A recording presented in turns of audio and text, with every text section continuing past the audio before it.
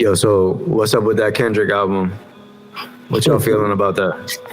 I ain't gonna lie, bro. I feel like the more you listen to it, the better it gets. It's one of those. Like my first time hearing it, I was like, this could be a little bit better. But like the more I listened to it and the more I wrapped my head around it, the more I was like, yo, this is pretty artistic, you know? What you think, Joe? I just, I've listened to everything Kendrick's ever released, and everything after, I'll just put it like, what was the first one? Good Kid, Mad City, Damn, are his only official releases that I actually enjoyed and played it over and over again, and memorized all the lyrics too. I can't say, and previously before that was a Section 80 mixtapes. But since Damn, and like for example, I put To Pimp a Butterfly and this one in the same categories. It's a great piece of work. He can make any kind of music he wants. He doesn't have to appeal to a certain fan base, but I think I'm a certain fan base. So if I don't get that Kendrick that I got in Good Kid, Mad City or Damn, a majority of the album, I won't go back and listen to it. So I probably won't go back and listen to it. That's all. That's right. So the other day we were talking about like what we qualify as like a good album, a great album, a good artist, a great artist. So like let's run through it again. Quincy, like you tell us like what to you is like a good artist, a great artist, what's like a good album, a great album, you know what I mean? Like how do you judge those things? All right, so I'll start like with the album. Like for me, I'm real big on, especially when it comes to hip hop, is the storytelling. Like obviously it ain't gotta be, you know, I went to the city, I bought a hat. You know what I'm saying? It ain't gotta be no old school hippity hop like that. But like when it comes to an album, like if you can paint a picture with your words, you know what I mean? Especially throughout an album. For example, I think we talked earlier about Jay-Z, the 444 album, you know what I'm saying? You go through that entire album and you listen to it and you hear a man that's made mistakes, a man that's grown from his mistakes, and you hear that in that album, you know what I'm saying? 2014 Forest Hills Drive, you hear, an artist that tried to go mainstream, that tried to go the commercial route, and he lost himself in it. So he wanted to revert back to, you know what I'm saying, talking about the real stuff, the stuff that he going through as a man. That kind of stuff, being able to paint a complete picture with your words and make an album out of it, that to me is a good album. You know what I'm saying? Like, for example, it took me like 4 to 5 times of listening to this Kendrick album and realizing like Mr. Morale and the Big Steppers, like he's basically reflecting on how he thought before and how he's grown. Like it's literally a 2-part album where the first part of the album is mad toxic, mad, things that he's going through, the song about the daddy issues, the We Cry Together. And then towards the end of the album, you hear the growth. He talks about on the Auntie's Diaries about accepting and understanding the LGBTQ community. You know what I'm saying? It's like, so stuff like that where you can paint a pictures with your words, that's where, for me, as an album, as an artist. All right, so quick question based off of that. What would you say is your feeling towards what people call like turn up music? What percentage of that is in your spectrum, and what do you like more like when you're just listening? I mean, I would say like 20%, 25%, but that's like if I'm in the mood to turn up, you know what I'm saying? If I'm out, that's the enjoyable music to listen to. But about to catch me listening to, you know what I'm saying, a lot of turn up music when I'm just chilling. Like, you know what I'm saying? Like I want to hear some good music. I want to hear something that I'm going to enjoy, Let me ask you this. The way you broke down the album and took time to listen to it and run through it and understand the flow and the story it's telling, do you give every album and every artist that courtesy? I think that's a great question, and I'm gonna say it like this. I think that once you've gained my respect as an artist, you'll get that courtesy. Until you get that respect from me as an artist, for example, like if I don't, like don't get me wrong, I like Future a lot, but if I don't catch it the first time, maybe the second time, I've already picked my couple songs that I'm taking off that album, and I'm that's that, you know what I'm saying? But as somebody that I'm trying to think that hasn't really dropped anything. For example, Jack Harlow. Jack Harlow, he got 2 listens out of me, and I wasn't. There you go. You see, but I feel like how do you know you'll ever know what he did if you don't give him that type of listen? I think what's that first thing that you're like? What's that thing that hits you that will give you that grace of giving them a couple more listens? Like, what didn't you hear there that you were like, nah, I'm not gonna keep listening? I didn't connect. The best part of the album to me was the Drake feature, and that's your album. You know what I'm saying? Like, so check this out. Going back a little, because I haven't heard the Jack Harlow album. Me personally, the songs that I've heard of him, his style of rap is nowhere near like what I like. You know what I'm saying? Like, it's out of my realm. If I come across it, I'll listen to, like, I'll let it ride to see if I mess with it, but I'm not gonna go out of my way to listen to it. Going to Future, I know Future makes a lot of BS music. That I can't argue with anybody. But man, he be throwing some real stuff in there. Like, it's so crazy. Like, he'll give you a whole bunch of like, that you even as a fan, you're like, dang, bro, like, I like this guy. You know what I mean? Like, sometimes I hear his stuff and I'm like, what is this? You know what I mean? But then like, he'll throw some other stuff in there, like a whole song where it's just like super introspective and like, he just so poetic with the way that he says it, if you really catching what he's saying, you know what I mean? He's like one of those, like, I put him in the same, like, not that they're like same commercially successful or whatever, but like I put him in a category of people like Gunplay, 21 Savage, you know what I'm saying? Future? Like Future, just from this point of view, I feel like they're the type of artists that are very deep with the lyrics and very well thought out with what they're saying, but people don't really look at them that way. People don't look at Gunplay and say, never made like a March Madness track. Exactly. They won't listen to him and be like, dang, like he's saying some real stuff. Like some people, I don't know if it's just they can't get past the like the image or like the vibe, like to really listen to what they're saying. Also the popularity. But that's definitely true. Because Drake is probably the most popular, and I feel like everybody knows that Drake is gonna give you some commercial stuff, but he's also gonna give you some stuff that you're gonna sit with by yourself too. You know what I mean? Like, well, no, that I think he's talking more like commercial appeal. You know what I mean? Oh, I got you. My fault. So Gunplay doesn't have that commercial appeal. He's not dropping these hot verses. Yeah, if you remember, like when he used to, like when he first came out, and like when he was like, I guess poised to be the hottest he could be, he was all over World Star sniffing coke in videos. You know what I'm saying? Like, he's not the type of guy that a record label is gonna get behind to spend, you know, $5 million to put him on Front Street. You know what I mean? Right. But I think if you do gain that popularity, people give you that listen more. That's why, like, I feel that's why Bad Bunny reached so many demographics, because people will see people who don't understand Spanish, don't listen to Spanish music, will see so many people talk about it. They're like, I gotta give this guy a listen. Facts. You know, shout out to my cousin, man. He's actually an artist, reggaeton artist. His name is Galdiel. And he put me onto Bad Bunny when he dropped that Crippy Kush joint. Yeah, I don't know if you remember that. Creepy. Yeah, like when he showed it to me, it had like, bro, if it had 200,000 plays, it was a lot. Yeah. And he was like, yo, this guy right here, he's the next guy coming out of Puerto Rico. At that point, he's gonna blow up off this track. Like my cousin told me, like very matter of factly, like, look at this video. The video hadn't even taken off yet, bro. And he was like, yo, this video is gonna take off, and this guy's about to be the biggest artist. And it literally just happened like that. He did 2 tours of those. He did all those features, and that was a feature too. He did 2 tours without a single mixtape or an album, dude. That's crazy. All he was doing was remixing trap songs in Spanish. With the same kind of flow and vibe, like the English flow and vibe, and he had a very unique Spanish voice. So it just like, right when you heard it, you got it. It was like, oh man, I know what he's doing, and this is hard. Have y'all listened to his new project? I haven't like gone through it, like, you know what I mean? I have not either. I can honestly say that. It's one of the things like Quincy was saying, like, I gotta catch it when I'm in that vibe, you know what I mean? Like we go into the yesterday we went to the beach, but it was raining. So, but like we're going to the beach soon. Plus we're gonna stay at a little Disney resort soon. So like I'm gonna check that out at those times. You know what I mean? The vibe is the best part. So let me tell you about the Pusha album, right? So the Pusha album, 7 tracks, about an hour or something long, right?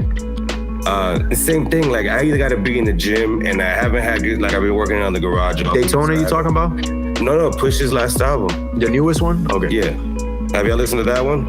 I listened to, I didn't get all the way through It's almost dry. Yeah.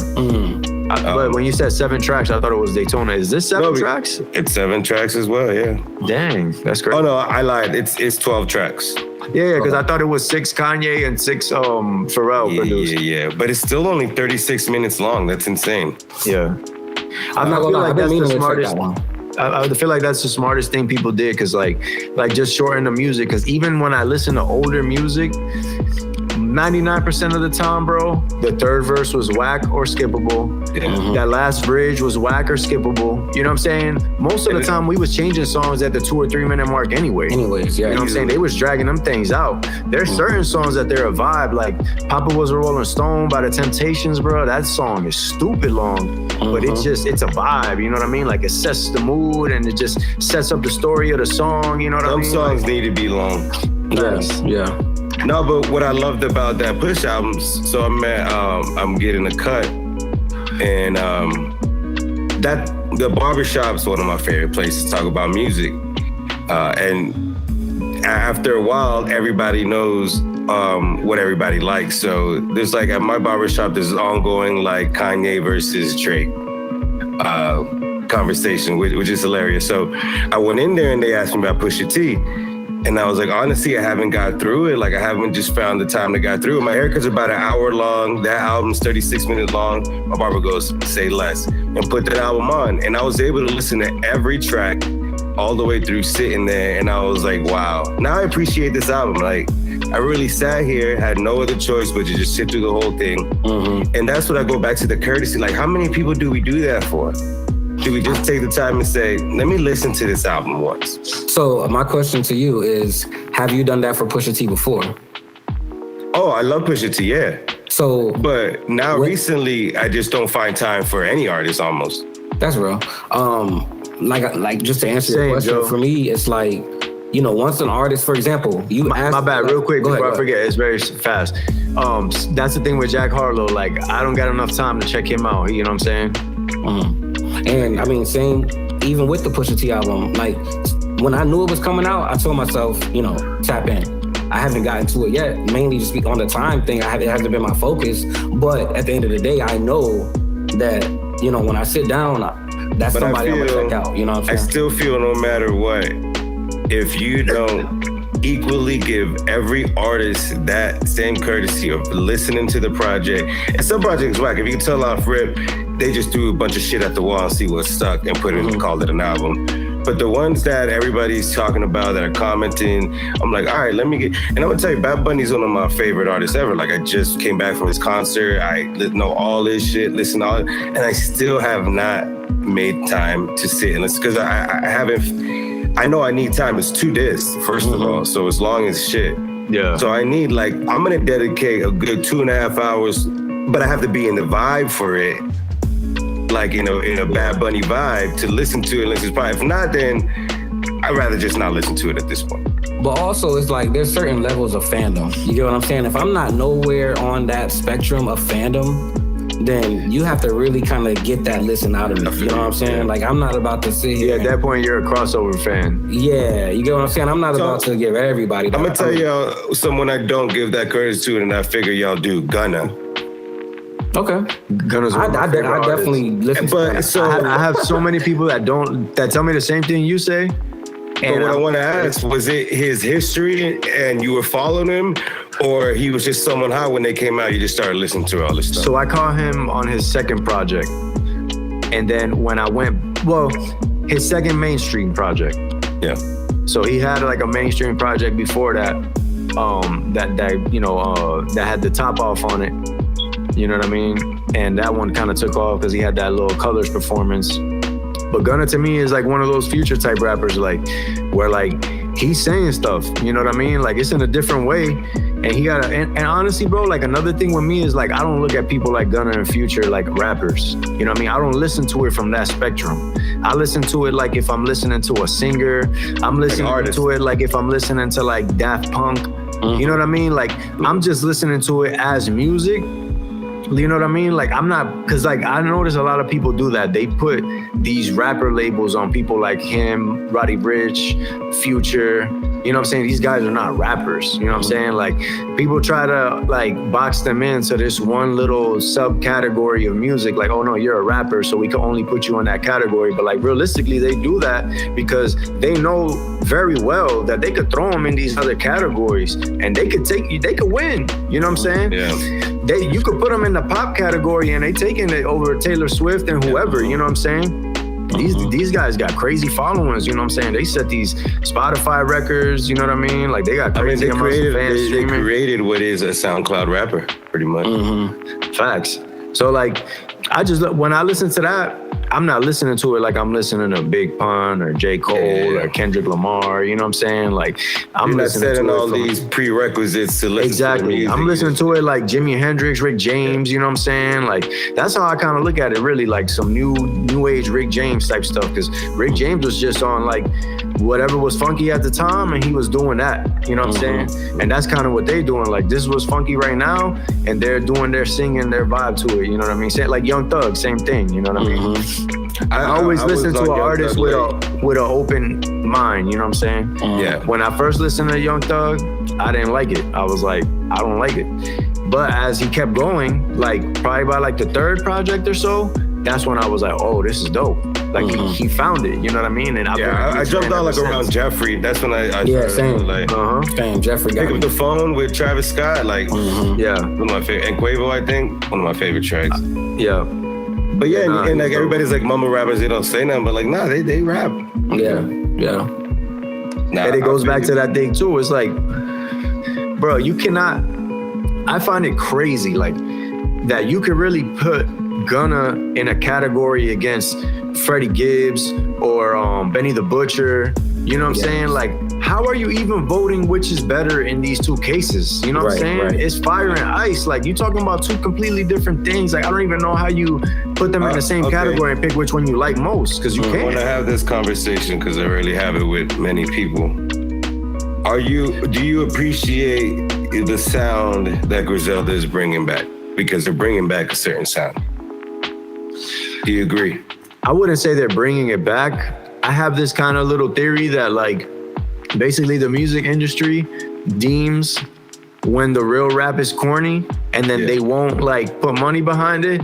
And then when people say it's not corny no more, then they put money behind it. And he's just at a time when they're giving money to those kind of rappers, you know what I'm saying? Because Action Bronson would have fit great in Griselda.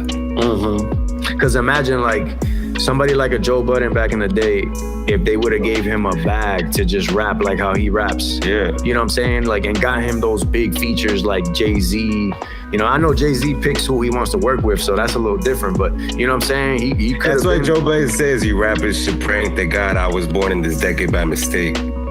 Yeah, he was I didn't even hear that lyric, but it's true. Like, I tell you, I be saying lessons some Joe Budden lyrics. Like, he has some lines, man. I followed him. I watched. We went to like me and Gary. We've been to like 4 or 5 of his Orlando like deep cut.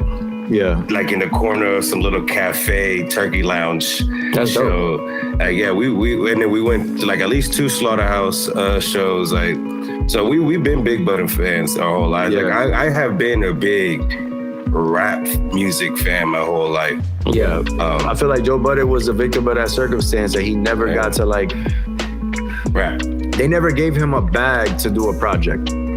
You know what I'm saying? Like, his projects weren't like they gave him money to do them, because they gave him money for the first album, and he was trying to sound like, you know, a trendy rapper, but that wasn't him, and it flopped. You know, that's what Pump It Up was. Exactly. Yeah, exactly. Yeah.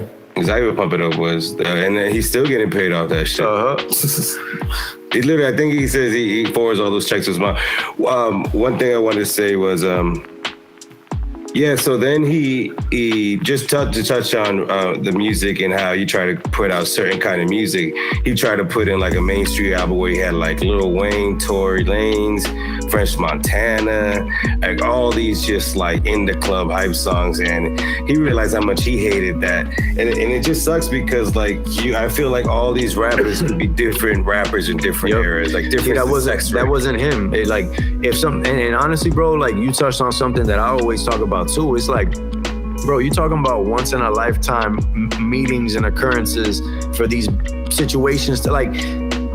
how do you calculate for DJ Premier and Nas being in the same vicinity to be able to work together at the same time? Like, you can't account for that. You know what I'm saying? Like, how long and it's does it like take? Some people aren't destined for that. I don't think you can work to that. You know what I'm saying? Like, because you look at somebody like Joe Budden, he was in there, but he never got to that point where he could really just lock in with some of the greatest producers, and they were just like, yo, let's just make some heat. You know what I'm saying? Like, no, we don't need features. We can get the good, you know, the ones that are gonna make the song good. You know what I'm saying? Because that always, you know, adds a nice dynamic when you can hear the person on there, but when they just reaching out just to reach out, you know what I mean? It's like whenever, even like the features I've done, like I always create a sound that vibes with what they do, you know what I'm saying? Like I want to create a sound that's your vibe, but at the same time, I want it to be a little different, so you know, sound a little different while you want it, you know what I mean? Right. Yeah. But you know what is important though, and like kind of linking to the bringing the old sound back. It's not necessary that, and I think Lester made a point.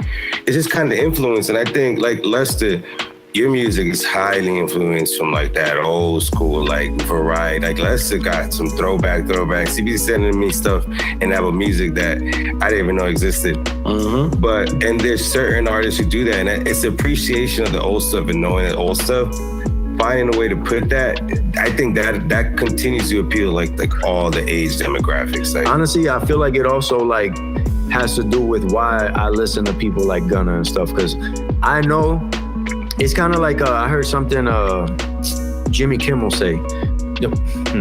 Jimmy Kimmel, and what's the other one? Jimmy Fallon. Jimmy Kimmel's the skinnier one, right? Nah, Jimmy Fallon. That he always laughs. Jimmy Fallon. Yeah. All right. So Jimmy Fallon on Comedians in Cars, he says something where he was like, and it kind of goes with what you were saying too, Joe. He was like telling Jerry, the thing about like if you make a bad movie or a good movie, because like Jerry was asking him like, how do you sit there with people when they have a movie that's terrible or whatever? And he's like, the thing about a bad movie and a good movie is it takes the same amount of work to make either one. So I can appreciate the fact that they went through this process, they did the work. Everybody has a flop or like a not that good thing. So he looks at it like, yo, I just respected that you did it. You here doing the promo run. If it's not doing well or it's not that good of a thing, you're still here. You know what I'm saying? Still doing the work. He kind of looks at it from that point of view. You know that's what I'm saying? That's right. That's why like I tap into so many different sounds. Like that's why I'm such like a big Phil Collins fan. You know what I'm saying? And people that I know don't even like listen to Phil Collins or know like his history or like what songs are him or like that he was in Genesis. You know what I mean? Like they don't follow music to that point because it's like kind of out of that box. And that's why I love like watching I mean, not just necessarily Drink Champs, but like they get those certain conversations out of people. So like facts. Watching like the Nori and Pharrell, and he was like, remember we were making the track, and he was like, you told me to listen to this old school track, and I listened to it, and he's like, I modeled my whole verse off that. I don't remember which one he did, but he did. Pharrell did the same thing with Fabulous. For Holla Back Youngin, he told Fabulous to rap his verse to the cadence of Vanilla Ice. Yes. You see what I'm saying? Because you remember that Fabulous song, he's like rolling in a two-seater. And that's the same as the Ice Baby, you know what I mean? That's crazy. He did the same flow. Collaborate and listen. Exactly. He did the same flow. Pharrell is very famous for that. The flow of another song on like they just did that with the Jay-Z and Pusha T one. They used the window shopper flow. The neck and wrist. The neck and wrist. It's so exciting. Jay-Z do like a whole different style of flow in there. Yeah, because they were mimicking that window shopper. I was gonna bring up a Jay-Z point a while back when you're talking about common trends and what the industry is hyping now. Do you think anytime Hov drops a verse, he matches it to the certain time, to the certain trends, to certain like popular slang? You see how he's perfect with that, he bro. uses these he picks his spots depending on what he's feeling at the time. Like, hey, I need to get this off my chest. Who's reaching out to me right now? I can do it best with this person. Let's go. Yo, Jay-Z, same, he's one of those to me, like that people disagree, but I didn't like his first couple albums. You know what I'm saying? Like the drug music is cool. Yeah. It was, you know, it was something to me, like that's the kind of stuff you listen to like once or twice and that's it. Yeah. But when he took that turn and he started like really just talking on them records, I think he's just so good to staying relevant and knowing what's relevant. Yeah. Hey, remember before him and Future came up with I Took a Time with the Maybach. Yeah. I Took a Time. He did that B-side show at the Barclays. And before his song, he just played a little Future. He's like, "This is not a real nigga. This is the shit that I don't like." And he just kept saying that before they even worked together and knew each other. Damn. So like it showed you, like he was already following Future. And then as soon as he got on the track with him, he dropped a Future track with Future. And it's just like that kind of skill, being aware. Being aware of what's relevant today, what the music today, and that makes you putting out an album like that. I think that makes you a great artist. I think that makes it a great album. That's why I think Jack Harlow's there. I haven't listened to it, but I feel like he knows what's relevant. He knows what the sound everybody want to hear. He knows everybody wants a Drake track. And he got Lil Wayne on there, and he got Lil Fergie, the Fergie track that I told you no one else has flipped yet. So that's how I look at it. I haven't heard it yet. I'm gonna be real, bro. Like when it comes to the fact that I listened to Jack Harlow's album quicker than I've listened to Pusha T's. Yeah. That's how much I've been following him, and I'm like, I like what he's doing. You get what I'm saying? For me, I was more so disappointed that after following him like that and liking what he was doing and hearing the project and thinking, dang, man, like Drake. I may feel the same when I hear it. You get what I'm saying? Like Drake's verse to me stands out more than. You know what was a big thread your songs on Twitter that a lot of people were talking about before he dropped the album was that people were saying like that it looked very apparent that they were running a specific type of campaign for him to have him appeal to like minority women, you know what I mean? Like they were trying to give him that sexy white boy kind of appeal. And like, you know, that's always gonna influence the music too. You know what I mean? Like they try to make him the new Mac Miller. Yeah, basically. And they always say like, I think even Mac Miller said it like, where it's like you gotta give him that first album where it just, you know, makes them happy. And then the second album, you do the album that makes you happy. Yeah, and that's what, but I don't always think that leads to success. No, facts. You definitely gotta be a special type of artist to pull that off. I think 50 did that. He gave us his best with Get Rich or Die Trying. And then he followed up with, what was it, The Massacre? But see, that was the flip side. I felt like the Massacre broke records. Yeah. I got the Massacre on vinyl. I'm not even, but it wasn't Get Rich or Die Trying. Yeah, but at the same time, it's like he says it in interviews, like Get Rich or Die Trying was his life until that point, and you know what he's been through. There's no possible way he's giving you that again, bro.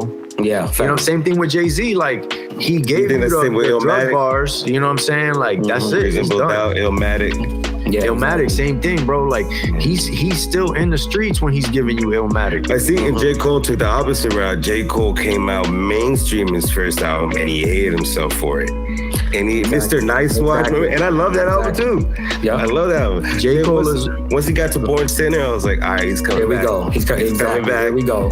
See what I'm saying? But then he just, I don't know why he lost me. But 2014 Forest Hill still all time. I know every single word, every single song. J. Cole's one of those, like, I don't give him that run to listen to his music feel. Yeah, he reminds me of Kanye in the sense that he gives you his reality in such a dope way that you don't even, like, at least for me, I don't relate to nothing that Kanye's talking about. I don't relate to nothing that J. Cole's talking about because I ain't grow up like how they grew up, you know what I'm saying? So, like, their reality, I rock with it and I like the songs, but I don't feel it from the point of view of like, dang, it's hitting me that way. But like what you said, Quincy, I appreciate the honesty. And when you can put it together in a way that I can feel how you feel listening to it, like I can understand your point of view, I'm like, dang, now I can put myself in those shoes and see how that is like it's a different struggle, but it's crazy too, you know what I mean? Yeah, exactly. And I think, like I said, that's why, you know, for me, those kind of artists, and I mean, everybody's going to have their opinion as far as what makes a good album, right? You know, that's why if you can, you know, give me that feeling, you can, have an album that I can listen to and say, I see the big picture of this entire project. For me, I rock with that. My bad. Les, you might need to cut this out, but I got like 20 minutes. All right, bet. No, that's good. Yo, I thought we was here for like an hour and a half already. I look up, it's only been like 30 minutes, bro. I was looking for the time. I don't know how much. No, I don't know how much time we got. 6:33. I'm like, dang, bro. Like, I know I'm high, bro. I'm that was good. Yo, honestly, that was a good ass combo, though. Nah, facts. That's some good music talk. You know what I mean? Yeah. Like, especially now that the Kendrick album came out, you know what I mean? And bro, I be hearing such. I mean, obviously, it's because like, when you look on social media, everybody's just trying to talk about something every day. So like people just be saying outrageous stuff anyway, just to get people to comment on it. You know what I mean? Mm-hmm. Yeah. It's like there's not too many topics that you could realistically hit that are worthwhile to talk about with music, in my opinion. You know what I mean? Not at all.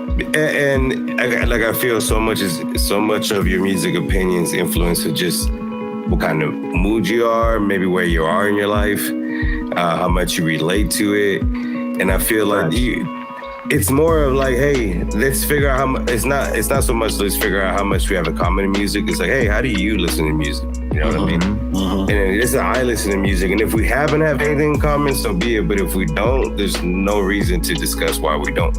Right. You know? Right. There's too many ways to hear it. But it's good seeing how other people listen to music, because like, hey, I need to do it like that, or I need to listen sometimes like that. That's what I tell everybody. I'm like, you just gotta listen in a certain kind of way sometimes. Yeah. Hey, but I tell everybody, don't ever listen to Future for bars. Don't get me wrong though, bro. He got some songs that I'm like, yo.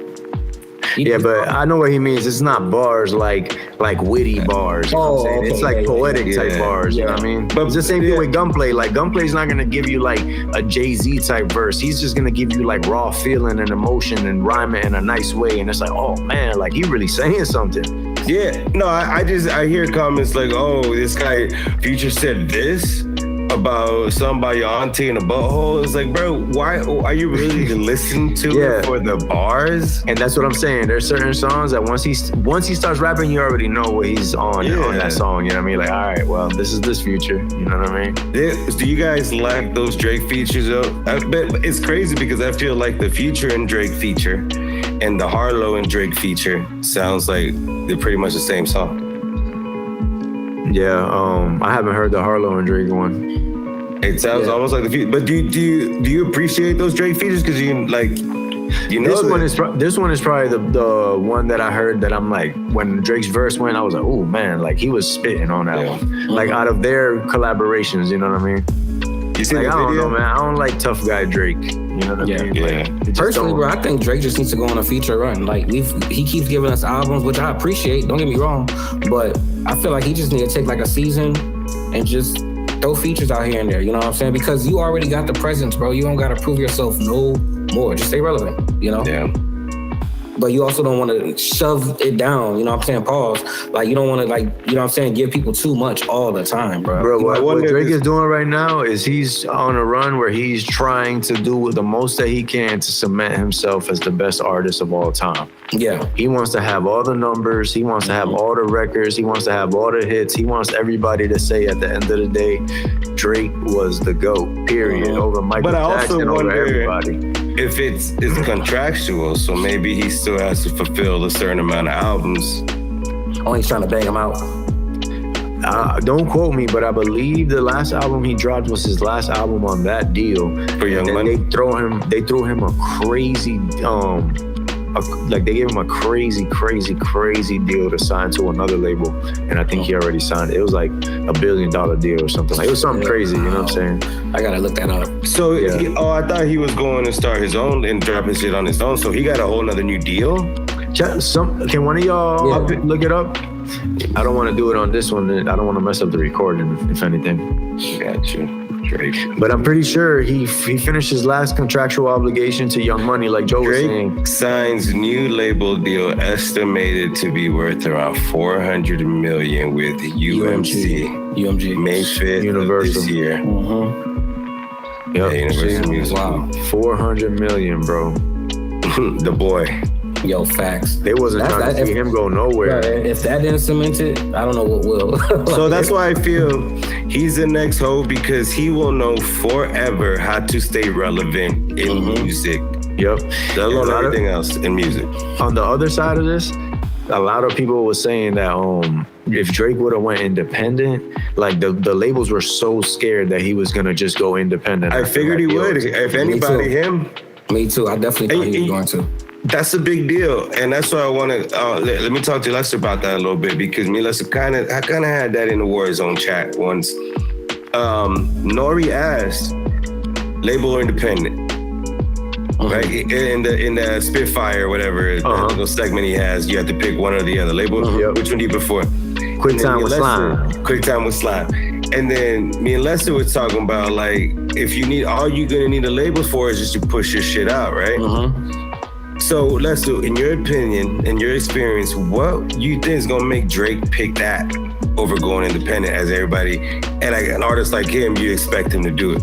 And Quincy, you too. You too. It's just because me and Lester was talking about this the other day. You good.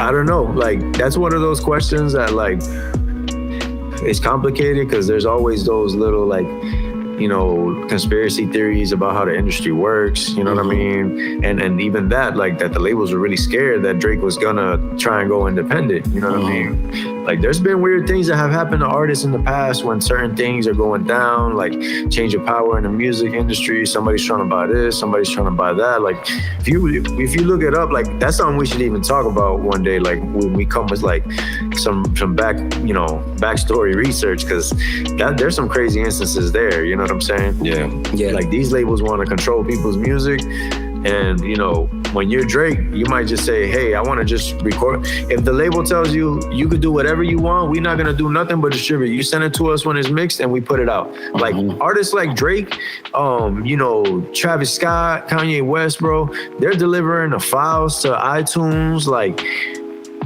you know, 30 minutes before they go live, you know what I'm saying? Like, like, if people don't know, like, independent artists, like, they gotta wait a little bit for it to get approved. They gotta wait a few days to have it show up in the store, depending on who you use as a music distributor. Sometimes it takes a couple weeks. Sometimes you gotta put your release on like 4 to 6 weeks before. And sometimes it won't go live the day that you say it's gonna go live, you know what I mean?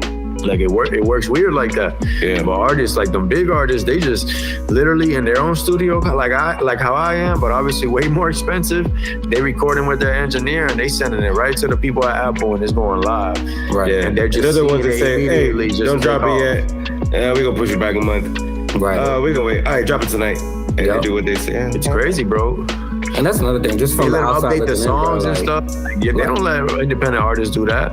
Yeah, fix songs. From like, my bad. I was gonna say, like, from the business side of it, like, I think that, man, it's a lot of management that comes into, you know, running a label. You know what I'm saying? And I think that was a great deal for him to sign when it comes to knowing, like, you don't have to do none of that side of it. You know what I'm saying? Like, you can still be Drake. You don't have to hire nobody for distribution. You ain't got to hire nobody. Like, Beyonce, bro, like, she has her own team to do everything. And I believe, last time I was told, they're all women.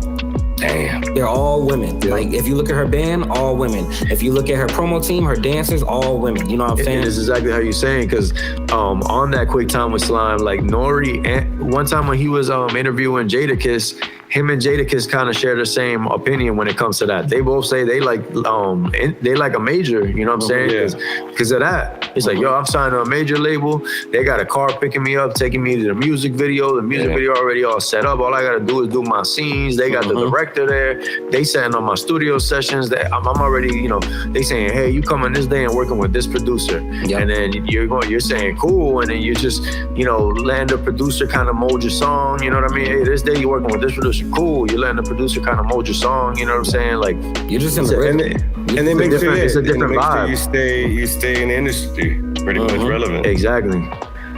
Put you on the Billboard Awards, Nickelodeon Awards. Yep. And it makes sense. Like, you know what I'm saying? You could understand why somebody would go that route. They might say, hey, I don't want to do all that work. It's kind of comparable to someone who works a corporate job to an entrepreneur. Fact. Exactly. Everything that the corporate job's gonna all the benefits they're gonna give you, if you don't choose that right, you gotta find them yourself. That's it. Yep. And you could. Exactly. You might be successful enough to do it, but it's not guaranteed, you know? Mm-hmm. And it's sometimes even more of a headache. Yeah, it's tough. I'm glad I've never been an artist. Yeah, it's definitely something that you gotta like really love, bro. Like that's what they always say too. Like if you're doing anything in the arts, any kind of arts, like you gotta love it first and foremost. It gotta make you feel a certain type of way when you do it, because you ain't in it for the money. You know what I'm saying? You ain't in it for like, you know, the day-to-day grind experiences. You know, because it's like a crazy little industry. You know what I'm saying? Mm-hmm. So it's funny because just at our level, like I know Lester's still, you know, I kind of paused on music for a little bit and Lester's still doing his thing, but like just from the time that we were working together, the amount of stories that we have, bro, just industry stories, is like I can imagine being at that level and how many stories, you know what I'm saying, they have, because it's like, it's crazy. It's facts. crazy. There's like certain things that have come out about like industry artists like over the years that I'm like, dang, that's crazy. Like somebody already told me about that when I was in LA or when I was in Atlanta. You know what I mean? Like, cause like that stuff gets out in those places. You know what I'm saying? Those places. What studio was that in Atlanta you was at? In Atlanta, we went to Billboard. Mm-hmm. We went to Mudknock. No, because I was listening to one of their interviews and they're like, oh yeah, we went to the studio and that's when like Cash Money owned the studios. Like they was in that shit all day. I thought you were talking about the Atlanta studio. Mm-hmm. I know what you're talking about. Yeah, but we wasn't at that studio. I mean, that's where so much music gets made. Yeah, I can imagine. We went to the Empire studio too, but the Billboard studio is. Is there not a lot of studios in Orlando? You said a lot of studios? Yeah. Oh yeah. Yeah. Yeah. There's a few prominent ones that like are doing their thing, you know what I mean? Mm-hmm. I would say probably the main one people will tell you is either KDS or Plush. Like, let me tell you, bro, this is how many studios are out here. I was driving the other day and literally, like, you know how you see like office for rent or whatever for rent. Like they literally have people like that's marketing the space as music studio for rent. Like, you know what I'm saying? Like, you don't see that everywhere. Like, you know what I'm saying? That's not something that's being marketed. That's how crazy it is. I know. You're talking about Atlanta, right? Yeah, in Atlanta. Yeah. Are you ever considered doing that shit yourself? Yes, plenty of times. We had multiple. I know me and Lester and together have had multiple situations where that was something that was being worked on. Gotcha. That'd be dope. I actually I saved the number for the one I drove past. Let's just say that. Oh, shit. Let's just say that. Just because it's while we still got time, did y'all want to talk about Quincy Little Zeitgeist experience? Man, I'm not gonna lie, bro. We can tap into it a little bit and then talk about it next time because he ain't watched the whole thing. Yeah. Like totally. Oh, you haven't? All right, that's fine. That's fine. I watched it, but I was working. Nah, but start talking about it. Just your initial reaction. So start. What was the first part? Oh, religion. How do you? Just want to talk about the religion part. How do you feel about that part? Man, that was. Man, that's kind of, it's like it's a real mind fuck, bro. You know what I'm saying? Because you grow up on religion, and most people do. I'm not saying you, but most people kind of grow up with some kind of religion being kind of passed down to them. And then like, when you really tap it, and I'm glad that was the beginning of the movie, because it's like, it really gets your mind like running off rip. You know what I'm saying? Yeah. It's different when it's actual facts. Yeah, exactly. There's nothing from that part that you can say, no, that's not true. It's like, no, it's all facts, bro. And it's not just the movie. It's like they even used an excerpt from a comedian breaking it down that really was like, damn, bro, like that's facts. Like, you know what I mean? Yeah. What's crazy is, and it comes down, to belief that at the end of the day, every single thing is a story. Right. Every story, because the Bible allegedly has facts. So it's like, which story you gonna choose to believe? But it's just seeing how many more stories that actually make a little more sense out there. And it's like, hey, it just makes you think. Like I said, it opens you up. It's all about having it pushes you to have an open mind. Yeah, exactly. And step outside the box a little bit and think outside your normal thought process and just say, hey, maybe it's not everything how I thought it was. It definitely puts you in a state of mind that you didn't even know existed. Facts. Like it puts you in an area that like it's kind of like a zipper in the sky, and it just opens and you're like in another zone. Yep. You know what I mean? Like, it kind of goes back to what you were saying. Like, when you grew up in a certain religion, like, you realize, like, how, like, it was kind of drilled in you as a kid, you know what I mean? And how, like, you don't even try to look at stuff through another lens because, like, you don't even want to take your eyes out of these glasses. You know what I mean? Yeah. But you know what it is? I grew up Catholic. Today I'm more Christian than Catholic. But I'm also an engineer and I'm big on science. And science and religion do not mix. Yeah, facts. And I believe in both of them almost equally. And I know that if I do that, then I'm contradicting a lot of shit that I believe in. So for now, I choose to forget about it, but I don't pretend it's not there. Like, do y'all believe in aliens? Yeah. I believe in something. There's there's other life. Yeah, there's definitely other life. So there's aliens is another species. Yeah, I'm gonna put it this way, bro. Like, my thought process really is just this. I subscribe to nothing. I can't explain anything, bro. I can't explain how we're talking right now. You know what I'm saying? Like, you can break it down to me. You can tell me how this is that. Like, I don't even understand how they thought to put these things together, like, from nothing, bro. There's no way you know what I Googled the other day? What? How does a camera work? That's what I'm saying, bro. Like, there's no way you're gonna get a fucking picture. Put it this way, like, I feel like I'm a pretty smart guy, right?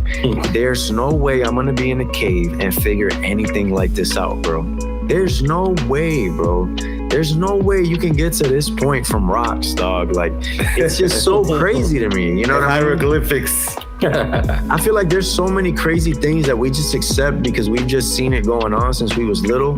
And we don't really look around like, dog, this is crazy right now. Like, even the fact of, like, I feel like we do things now that, like, we weren't even supposed to do. You know what I mean? Yeah. Like, we broke barriers that weren't even broken. We kind of touched about that kind of technology, how it advanced so much and then it just stopped. Yeah. So I saw this little thing on Instagram that said, I don't know who said it, in 25 years, you'll be paying you'll be paying for basketball tickets with NFTs. Sure. Yep, everything just. I don't know how much I trust that technology is going. Do you guys think we're going the NFT route in the metaverse and everything's all virtual reality like everybody says? I don't know. I don't think it's gonna go that deep. I think right now, it's like you just said, bro, technology went so fast and then kind of just stopped. And I feel like right now people are just reaching for the next technology. Facts. It kind of goes back to something we talked about last time too, Joe, where I was telling you, like, I feel like what the exact era that you was born in was the best era because there was a time when, like, I felt like we got to, like, a pretty good place with the technology where, like, it was like a healthy medium. And now we just crossed that line and it's like there's no way you can go back. You know what I mean? Like, yo, I saw these on Instagram, a documentary about these chopsticks in China that are connected to wires to a machine that simulate the taste of salt in your food so you can eat food without salt. Wow. But the chopsticks will simulate sodium and gives, every bite basically. Wow. For why? Why do you even need that? Just eat. Just eat. I think that's the perfect motto to go off of to end this episode. Just eat. Just eat. We talking about all this crazy stuff. Just eat. Yo, next time though, for real, we're gonna get into that zeitgeist, man. Yeah, it's a crazy. My cousin, I got a lot he's the one that put me onto that too. Matter of fact, we gotta have him on. Bring him on. I was just about to say, have him call in. Bro, I've been to the Pentagon after the 9/11 thing. Like, I got a lot to talk about. Okay, facts. I'm definitely ready to get into that. Yeah, for sure.